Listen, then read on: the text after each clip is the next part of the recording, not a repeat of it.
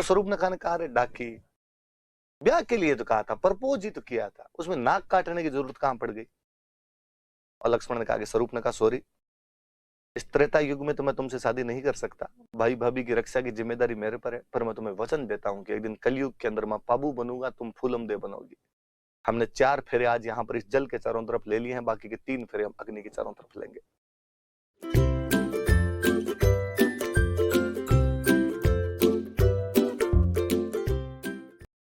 हम पाबू जी को उन गायों की रक्षा की वजह से हमने कहा कि साहब, कोई व्यक्ति अपने वचनों में इतना बंधा हुआ था कि गायों की रक्षा के लिए अपने फेरे छोड़कर आ गया था, केवल 3 फेरों के बाद वापस आ गया और गायों की रक्षा की थी। हम पाबू जी को धोखने लग गए। हमारा पश्चिमी राजस्थान ये भी कहता है कि पाबू जी के बाद में हमने 4 फेरे लेने शुरू कर दिए। पाबू जी 3 फेरों के बाद उठकर आ गए थे।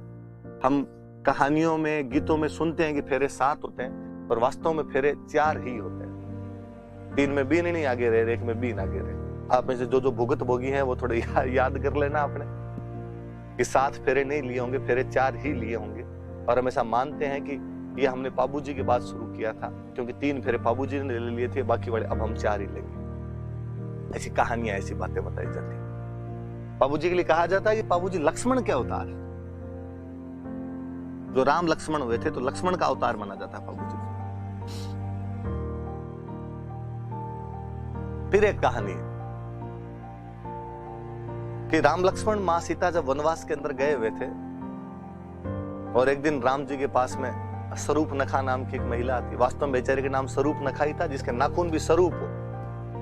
History was written by victors, इतिहास विजेताओं का होता है, इसलिए राम जी जीते, रावण हारा, इसलिए स्वरूपनखा का नाम बदल के हमने शूर्पणखा कर दिया। इसके नाखून सूप जैसे हो, मतलब छाजले जैसे हो, बाकी कहते हैं उसका नाम स्वरूपनखा था। मिस लंका थी अपने कान की, बेहद सुंदर राजकुमारी।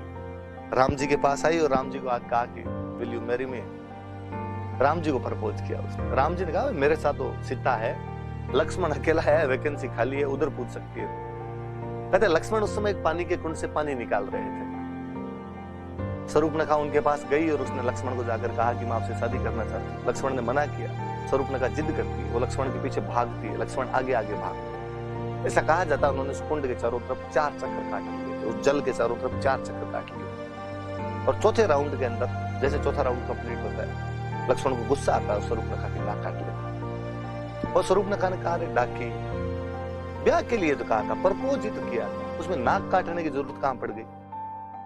और लक्ष्मण ने कहा कि स्वरूपनखा सॉरी, इस त्रेता युग में तो मैं तुमसे शादी नहीं कर सकता, भाई भाभी की रक्षा की जिम्मेदारी मेरे पर है, पर मैं तुम्हें वचन देता हूं कि एक दिन कलयुग के अंदर मैं पाबू बनूंगा, तुम फूलम दे बनोगी। हमने 4 फेरे आज यहाँ पर इस जल के चारों तरफ ले लिए हैं, बाकी के 3 फेरे हम अग्नि के चारों तरफ लेंगे। अक्सर गांवों में जब ये कहानियां सुनाई जाती है तो जैसे कहते हैं पाबू जी 3 फेरों के बाद आए और लड़ते हुए मारे गए, तो सुनने वाला कहता है ऐसा किसी के साथ नहीं, बुरा हुआ ये।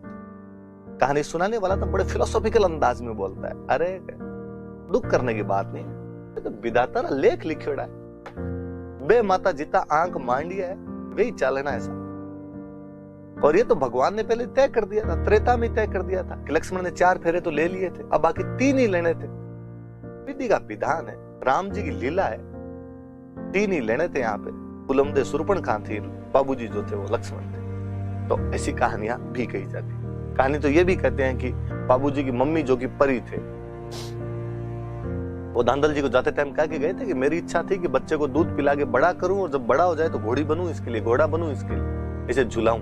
कहते हैं केसर काल में उनकी मम्मी का दूसरा अवतार था। उनकी मम्मी दोबारा केसर कालमी के रूप में आई थी, घोड़ी बनकर आई थी ऊपर ही, और घोड़ी की तो पीठ पे बैठते हैं, पीठ पे ही खिलाती हो, तो केसर काल में उनकी मम्मी थी। ऐसा भी कहानियों के अंदर कहा जाता है। तो बाबूजी को किसका अवतार माना जाता है? लक्ष्मण का अवतार माना जाता है। हम ये भी कहते हैं कि राजस्थान में सबसे पहले ऊंट कोई लेके आया था, तो बाबूजी लेके आए थे, कि बाबूजी से पहले अपने राजस्थान में ऊंट नहीं हुआ करते थे। कहानियां ये भी कहती है कि बाबूजी की एक भतीजी थी केलम, और केलम की शादी में पहली बार कैमल दिए गए थे, तो ऊंट सबसे पहले बाबूजी लेके आए थे। तो ऊंट जब भी बीमार हो जाए तो हम बाबूजी की पूजा करते हैं, तो बाबूजी ऊंट रक्षक देवता है। अपने राजस्थान में ऊंट रखने वाली जो जाति है वो है राइका। आप राइका का दो, आप इनको रेबारी कह सकते हैं। देवासी समाज है अपना, ये एक ही बात, राइका रेबारी या देवासी कुछ ही करते। ये लोग ऊंट ज्यादा रखते हैं। तो इनके मुख्य देवता हो गए बाबू जी। भाई ऊंट बीमार होने पे पूजा किसकी करो? बाबू जी की। ऊंट रखते कौन है? तो रायका रखते हैं, रेबारिया देवासी रखते, एक ही बात है तीनों। ये लोग बाबू जी को अपना मुख्य देवता मानते हैं। भाई हमारे मुख्य देवता तो कौन है? बाबू जी महाराज।